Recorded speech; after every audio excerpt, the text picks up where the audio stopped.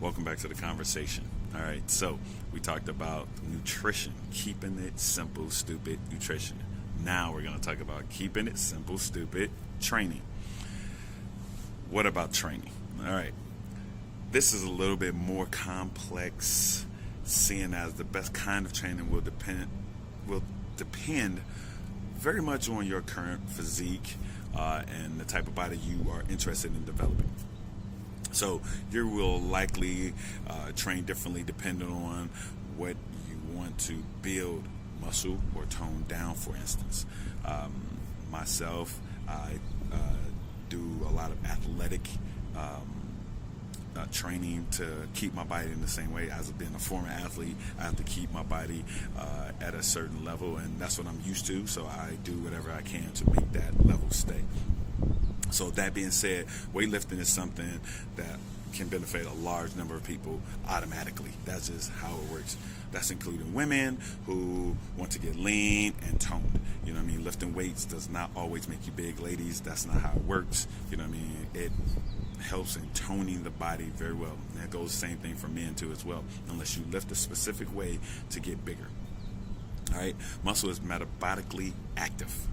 That is the most important thing if you didn't take anything away from this at this moment.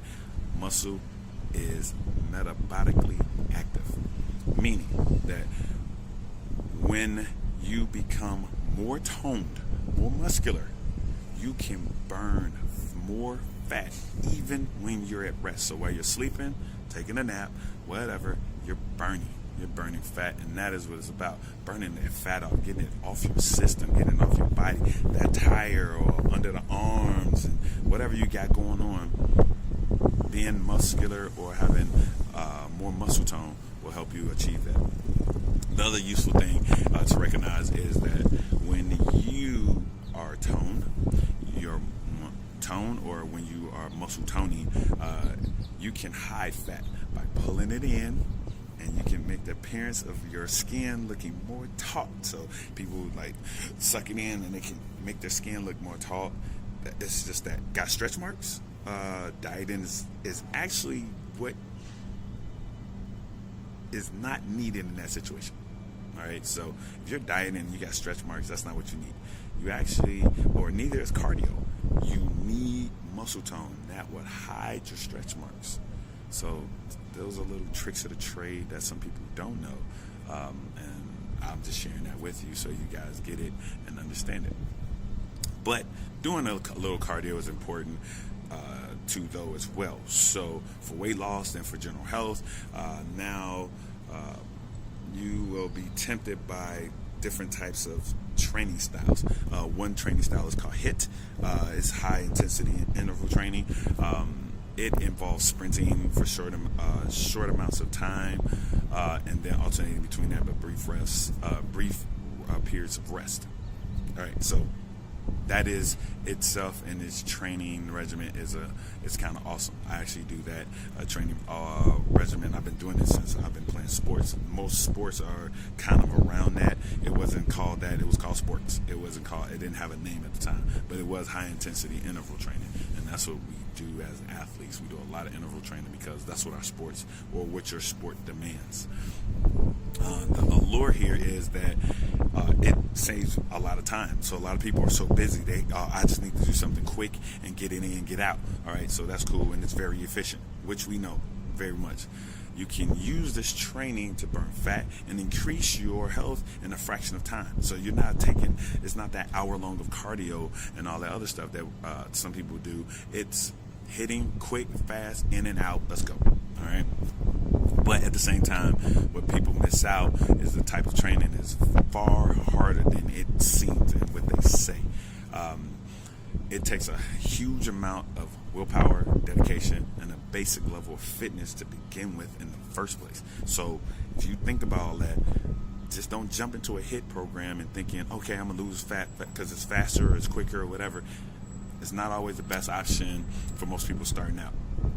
So not only that, but running or swimming, etc., can actually yield benefits that other types of exercises simply can't. So let's really indulge into that and really understand that Every program isn't always designed to be the best. They're designed for that person at that stage of their life or stage of their fitness. So we need to really get that and understand that.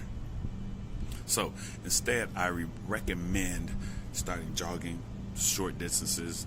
How about start jogging down the block and back? You know what I mean? That's something. Swimming or running. You can do this once or twice a week and combine it with a general increasing amount of physical exercise during the day. Physical work, body weight work. I am a big advocate of functional training, big advocate of functional learning to use your body before putting yourself under some weight. If you can learn how to use your body and move it in certain ways, doing push-ups, pull-ups, things of that sort, you'll be in a better situation because it's functional muscle. It's stuff that you use every day anyway.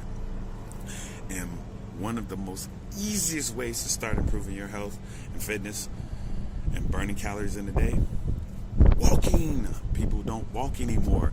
When was the last time that you seen somebody walk a mile to somewhere? When was the last time? What we do nowadays, we jump in our car, run around the corner, drive around the corner, boom, grab what we got to grab from the store, boom, drive back out. You know what I mean? Every situation is different, but I'm just saying that is what we do these days. So the workout I specifically recommend is this. I call it PPL, push-pull legs. It's training push movements one day, pulling movements another day, and then legs and the next day. And this is something that you can be doing. Push and pull movements are very common. We just don't understand that it is an actual workout and stuff like that. And you can do it in the gym or at home, you know what I mean? And I will start, because I'm talking about this stuff, I will start making those programs for people so they can start understanding that this stuff is not that hard. It's real easy to understand, but I've been doing this for years, so I take it for granted, and I don't want you to take it for granted, so I'm going to help. 30 minutes of cardio, 3 long walks. So if you add all this into a routine in the way that suits you, that would be 3 gym sessions or 3 home sessions, 1 cardio session, and a few long walks. And which you tie all that into your commute to work, the trips to the shop to get milk, to the grocery stores and stuff like that. And I know we're in a situation that things are a little bit harder to get out and around, so home workouts will probably be the best bit. Walk up around your house or something. Make a little mapper of how you want to walk around the house. The most important aspect of your mindset, though, here is making sure that you do not overdo it. First things first, people usually go into a situation like that and they overdo it. So let's, whether dieting or working out, one of the biggest mistakes that we tend to make is trying to get it all done and change immediately. Rome was not built in a day, so let's think of it that way. The impatience is another aspect of our mindset that will prevent us from reaching our goals. We're just impatient. We need to wait. People want to see abs tomorrow. Yesterday, they want massive biceps now. I want now. I put the work in. I want them now. These intense programs that make you feel like you're doing something, that might not be the best thing. That will give you the first reason to get out of it and be gone about that. So many people will start running tomorrow, and then they'll go 10 miles in the first session, and then they'll be done with it. I can't do this anymore. Or run 5 miles, or whatever it is, or run fast the whole time. It's painful, it's tiring and exhausting, but in the conclusion, they will not like running. The reality is that the problem is not with running, but it's the fact that they started off with too much too soon. Same thing happens in the gym or even in home and base workouts. So instead, you should try to aim for doing something you're training in a light and gentle way, getting it done. Starting off with a mile or so at a slow pace. In the gym, maybe just a few exercises on low weights. You know what I mean? The aim to working out is not to build muscle in the first week, not even the first month, but to get it done, to make it fun, make it yours. Do it for you, do it for fun.